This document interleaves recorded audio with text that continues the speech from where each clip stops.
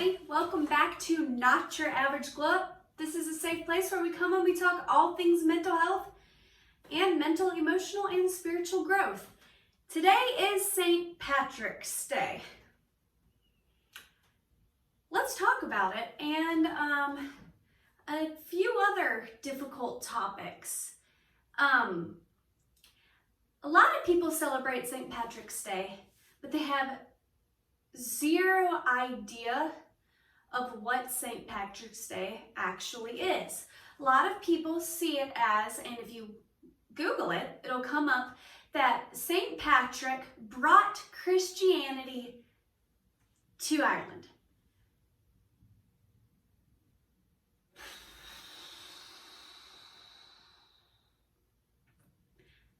The reality is that St. Patrick drove out and murdered countless pagans. It was genocide. It was horrific what he did and what he believed in. He did not just bring Christianity to Ireland. He murdered countless people and wiped out their culture and their heritage and their beliefs. I personally don't believe in celebrating St. Patrick's Day. Some people who practice paganism do celebrate St. Patrick's Day, but they don't celebrate St. Patrick, obviously. They celebrate their history and the fact that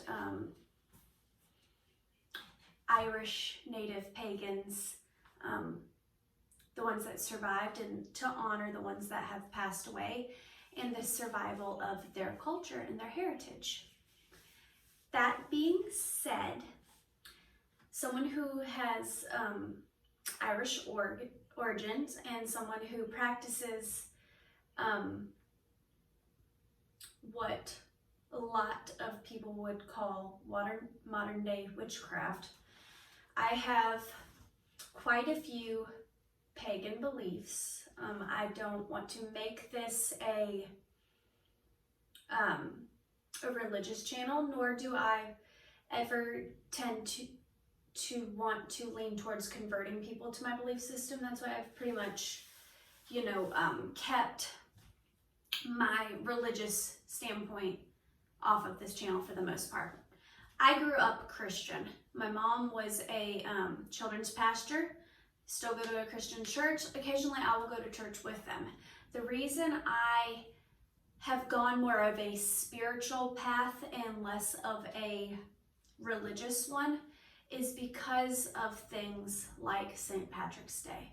I believe most Christians are good people, but I believe Christianity, the religion, has done a lot of harm to a lot of people. And I don't back it as truth. I've found a lot of holes and a lot of loopholes in it. I've found a lot of cultural appropriation in it, so I don't believe in it. I respect it. I understand people's need for the faith, and I honor that, but I don't subscribe to it. That is my belief. That does not have to be yours. If you are Christian and you are a friend of mine, I still consider you a friend, and I do not deem you below me.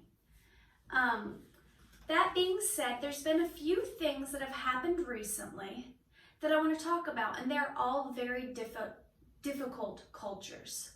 But there's a moral to this video, and I hope you stick around whether you completely agree with me, completely disagree, or somewhere kind of in the middle where you kind of agree with me, kind of don't.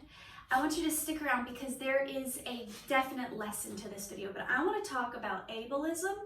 I want to talk about prejudice, racism, judgment. I want to talk about cultural appropriation. And I want to talk about how they can all be tied together under one specific lesson. This is kind of a last minute video. It's not very organized, so I'm just going to speak from personal experience, okay? So I just talked about St. Patrick's Day because today is St. Patrick's Day. And I talked about how a lot of people are misinformed and they just celebrate St. Patrick's Day, whether you're white, black, Asian, Hispanic, whatever. If you live in America and you like to drink beer, a lot of people, schools included, everybody wears the green, everybody pinches each other, everybody, kiss me, I'm Irish, and a lot of people celebrate St. Patrick's Day. But a lot of people don't have a true understanding of the origin of St. Patrick's Day or what the day is about, as to a lot of holidays. And this brings about the question of cultural appropriation. This brings about the question of, is it right to celebrate a holiday and not understand its roots? I'm not super nitpicky about this. If you just want to get drunk and have a good time, just get drunk and have a good time. I'm not one to be super nitpicky about the holidays you celebrate, the clothing you wear, anything like that. But here recently, in the time that we're in, the question of cultural appropriation, especially in clothing and hairstyles, is getting brought up a lot. And everyone says there's a very fine line between cultural appropriation and cultural appreciation. And speaking from personal experience, it's a very hard line to find. I know from watching a lot of YouTubers and from having some friends who travel a lot that as a Caucasian American person, when they travel to foreign countries, oftentimes it is considered appropriate. It's also suggested a lot of times to wear the traditional clothing while in that place, especially in areas when the traditional clothing is for modesty reasons and religious reasons. Like, you wouldn't go to a monastery without a head covering, even though you yourself may not practice that religion or have those clothing styles. It is appropriate and encouraged to participate in their way of clothing and their mannerisms and their culture while there. Oftentimes when leaving said culture or said country, people from that place will often gift you, a beautiful traditional scarf or a beautiful piece of jewelry, or maybe a traditional item of clothing, and they gift it to you with the intention for you to wear it. But then for some reason here in America, where we're supposed to be a melting pot of all sorts of different cultures and heritages coming together, we're very, very, very quick to say this is cultural appropriation, this is cultural appropriation, and the line's getting blurred. I know that wearing anyone's culture as a costume is hugely problematic. It is racist, and it's making a mockery of that costume, such as dressing up as Pocahontas or as a geisha, or something like that for Halloween. That you shouldn't do that. Just an FYI, you should not do that. It's not cute. It's appropriating someone's culture, because you're not doing it out of appreciation for their culture. You're treating what they would wear as a costume, and it's not a costume to them. Also, they're hugely sexualized and made just anyways. So this is not pertaining to costumes. This is pertaining to everyday fashion choices, such as Native Americans often wear turquoise jewelry. Where's the line there? Is that cultural appropriation? Is it not cultural appropriation?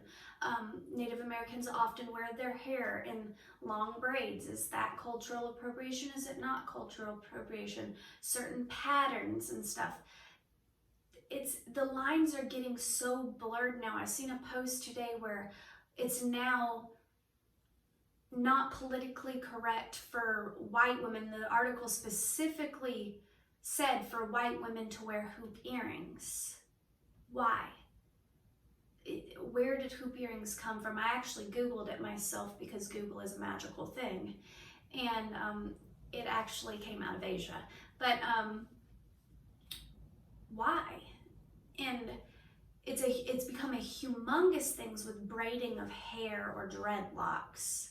I've done some research, not to whitewash or anything like that, but just to understand the roots of it, because all the lines are getting so blurred, and instead of people educating one another, people are just lashing out and saying that's prejudice, that's racist, that's cultural appropriation, but nobody's really spreading accurate information as to why.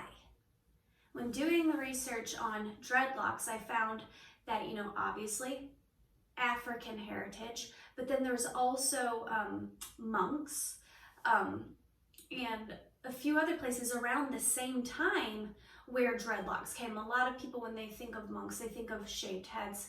There are also types of monks, and I'm sorry, my brain is just dying out right now. But there's also a type of monks that practice the neglect method, and they let their hair dread because it's supposed to show that they're not worried about appearances and stuff. Also, I've heard through some people that the Celtics wore dreads, and some people refer to them as fairy locks. But then you hear things from certain groups of people where they'll say things as, it's okay for African American people to have their hair dreaded because it's a protective style, but it's not okay for white people to have dreadlocks because it's damaging for their hair, and it's dirty and it's filthy and it's this and it's that. And I don't fully understand, and I'm asking that if you comment on this video to please do so in an educational way. I had dreadlocks at one point in my life, and I've actually heard white people say that dreads are disgusting and dirty and whatever, talking about both Caucasian people and black people having dreads. I've had dreadlocks, and they actually make specific shampoos and stuff that are like watered down, more liquidy for dreadlocks. When I cut my dreadlocks out, there wasn't the first piece of lint, dirt, anything in my dreadlocks because I washed them regularly. And my hairdresser, who had never worked with dreadlocks, when she cut my hair, she cut it off, and she was like, just out of curiosity, can I break these open? And she was surprised that they smelled good. They smelled like coconut. There wasn't dirt, there wasn't anything. And I had them in my hair for 2 years. And she's like, how? I've always heard that dreads were so dirty and this, that, and the other. And I'm like, I washed my hair. So nowadays, especially more recently, dreadlocks are considered cultural appropriation. But the reason I bring up the whole dirty thing is, why is it okay for a person of color to say that, just strictly the argument that it's a protective hairstyle, not of what culture it's coming from, okay? Why is it okay for a person of color to say Caucasian people should not have dreadlocks because it's filthy and it's dirty and their hair can't handle it, when I've clearly proven that to be false information? My hair did not break, it did not become more damaged, it did not get dirty. It was actually very clean and very pretty. The only hair that was shed was the natural amount of hair that clogs my drain every time I take a shower. Why is it okay to say something like that to a Caucasian person, when if a Caucasian person was to say, oh, dreads are disgusting, they're dirty, that would be a horrific thing to say to anybody wearing dreads, no matter what your skin color is.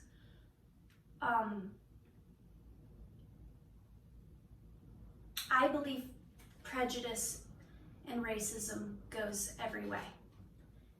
That's a controversial statement.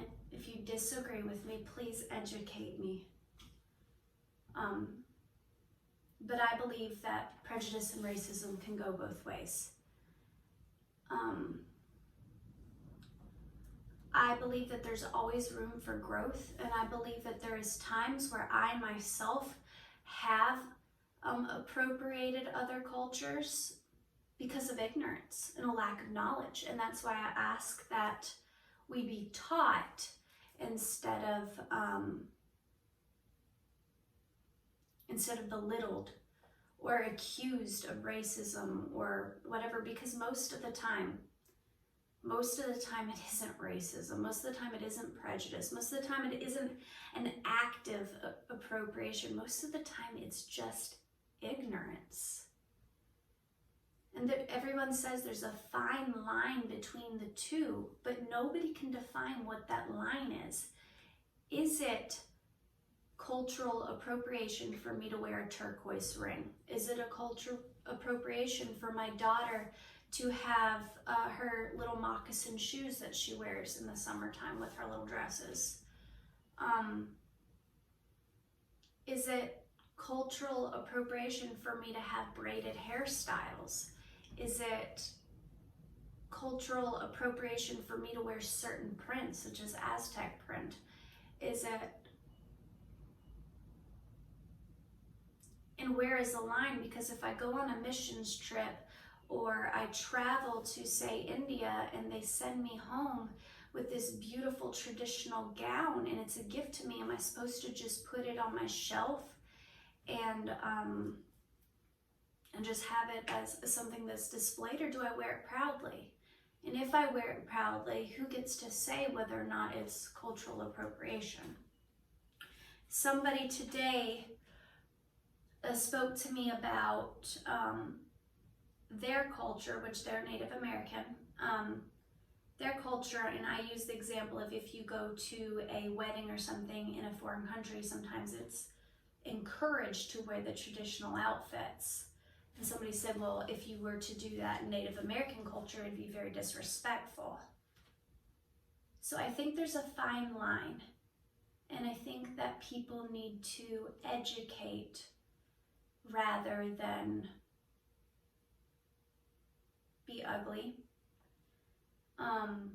Today, I made a post in a group that's kind of a funny group. It's something about like, sounds like you're gonna be cursed by the fae or something. It's a funny group about like fairies and fae and whatever. And I posted a Facebook memory of me from 8 years ago talking about how I followed random music into the woods. And I wrote this hilarious, like funny, lighthearted post about how I stupidly and ignorantly followed the music into the woods. And I was like, I said, and I quote, apparently 8 years ago today, my dumb ass self was trying to get captured by the fae. And someone, the admin for the group, commented, can I please edit my post to take out the ableist language that I used in reference to the word dumb. It wasn't an issue with the word ass, it was an issue with the word dumb. And at first I was like, really? Like, I didn't understand because I wasn't calling someone else dumb or stupid or anything like that. But then instead of getting offended, I said, can you please suggest another word for me to use? And then I edited my post because it wasn't that big of a deal, and there's no point in fighting over something as language when I'm an intelligent person and I'm perfectly capable of coming up with synonyms for a word, you know. So I edited the post and used different language, and then I Googled ableism and what that meant, and you know, not using words like dumb because of the context of like deaf and dumb, someone not being able to speak. That's derogatory word. It's an ugly word, like the R word. We now know that that's not a kind word to say. So at first it was like, well, dumb's not a cuss word, but it's not a nice word. It's using someone's inability to speak as a derogatory term. And I don't want to be somebody who does that. So now I'm having to reprogram my brain and unlearn those behaviors, because when I think of it in context and how hurtful a word like that can be, no, I don't want to use that word. But it's going to take some unlearning. And I say that from a place of vulnerability to tell you that that's where I'm at. Before today, I didn't even understand that the word dumb was an ableist word. I didn't understand that. The R word is more apparent. You know what I mean? So there's just black and white bigotry and racism and prejudice. And then there's just ignorance. And I think, especially here in America, we have a beautiful melting pot of so many different cultures and beliefs. And I think it's important to remember that the entire purpose of us here in America is to bring all of our cultures together, to educate one another, to share in our life experiences, to break bread, to come together as one joined family. So I challenge you today to share your culture with someone today. If something is specifically tied to a closed practice, like a religious thing, and it is a closed practice, then educate that person as to why in a loving and gentle way. But if it's not a closed practice, share your culture with somebody. Explain to them in an excited, happy way. Hey, did you know that this hairstyle or this food or this item of clothing actually comes from this, this, and this? My great-grandmother had this recipe. I think it's a beautiful thing that we all come from different heritages. And I think living in America, we have a beautiful opportunity to grow and evolve as humans. And I do believe that we shouldn't get stagnant and stuck in our old ways. I am glad that society is no longer tolerating bigotry and racism and prejudice. I am glad for forward movement, and I think it's something that we need to do. But I think we're doing it in a way where we're actually harming society more. We're causing more division. And I think instead of causing more division, we need to share in our cultures in a way that is loving and inviting. And we need to